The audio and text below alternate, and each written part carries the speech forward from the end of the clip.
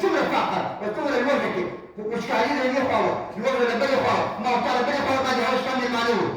د ګلابي ادارې له بلې خوا باندې فشار وو، اداري فساد وو، شکونه وه، غلا وه، چور وو، چپاول وو، هر شی یې ځینې راکشوئ، دا ټولې پیسې هغوی یې راکشولې، هر څه شتمني یې لوټوله.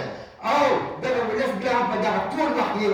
یو فریاد ونه کوئ، نه د چا دروازه وټکوله، نه ګوره د اشتراک د مصرف د حقوقو سازمانونو ته دروازو ته ولاړو، نه یې دنیاوال راباندې راوغږول، نه د میډیا نه تکلیفتوب راښکاره کړو چې په ما باندې دغسې کېږي. دا څنګه عجیبه ولس ده. د دغه ولس سره وګوره نور به تر هغه پورې بیا د دغه په داسې ادارو کې نه پرېږدي، داسې خلک نه دي څه خلکو کې اختارونه ورکوي. زه ورته خبر یم یو کس د ایران پر نمبر باندې واکسن جوړ کړی دی، خلکو ته اختارونه ورکوي په کابل کې. هغو ته ما دا نمبر ما ته راکړي، په تعقیب به سیم سفاراتو ته وایي، نورو ته وایي، دا سړی ته دا سره ورسي څوک ته دی؟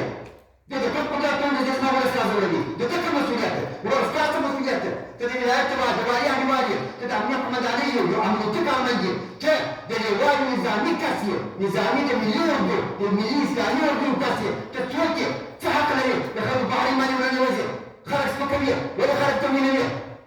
نور د عبادت سپکېدل دا د بدري، دا د خلکو رټل، دا د خلکو شکنجه کول، دا سپکوي،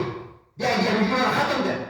دلته یو عادلانه اسلامي شرعي نظام دلته واکمنېږي او واکمن ده. امیر المؤمنین حفظه الله قاضي ته ویلي وو د نظامي محکمې قاضي ته، و زما ارمان دا نه په خلکو باندې حکومت وکړم، زما ارمان دغه و چې دلته عدالت تطبیق کړم، نظامي محکمه جوړه کړئ، شرعي فیصلې کوئ، له هېڅ چا مه بیروئ، د هېڅ چا څخه ډار مه کوئ، د هر چا شکایت اورئ، پروپاګنډ و، ښه خبره سره جلا کوئ، سمه خبره چې حقیقت وي هغه احقاق کوئ، د هغې حقیقت راڅرګندوئ، عدالت تطبیق کړئ، د خلکو ولس ته مسایي راوړئ،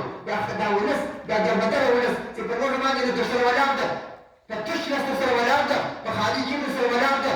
په خلکو په سره د پروتو درته ناسته، برق ته نسته، نور ټول د ټولې د زندګۍ نسته، صحت یې نسته، نور د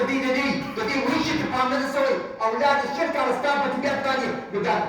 د فاسدې ادارې له دا ټولو کارونو څخه راګرځولي وو، له ادارو یې راګرځولي وو، د خپل اولادونه یې له ځان سره ساتلي وو، په لوږه باندې قناعت ورکړی وو، له ما تاسو ته باسو باندې قانع وو، نن ما ورته څراغ واحمد شو، د دغه ولس په غیرت په هلمند باندې راغلي، نن به بیا ما ته په جېبو کې وګورو، بیا ورسره تودي کې ورباسو، بیا به په زور باندې په دې باندې هغه څه تطبیق کوو چې هغه د بل چا کار وي. یا وروره پښتو کې متل دی وایي اوبه په ډانګ نه ویرېږي، په ډانګ به اوبه نه سره جلا کړو. هر سړی به خپله وظیفه پېژني. د تسبیح د صفو به همدغه کار دی. موږ ته به حال راکوي مرکزي کمیسیون ته ووایو دلته چې دا کوم بزرګ کار کوي، هغه به موږ ته حال راکوي چې دغه ارګان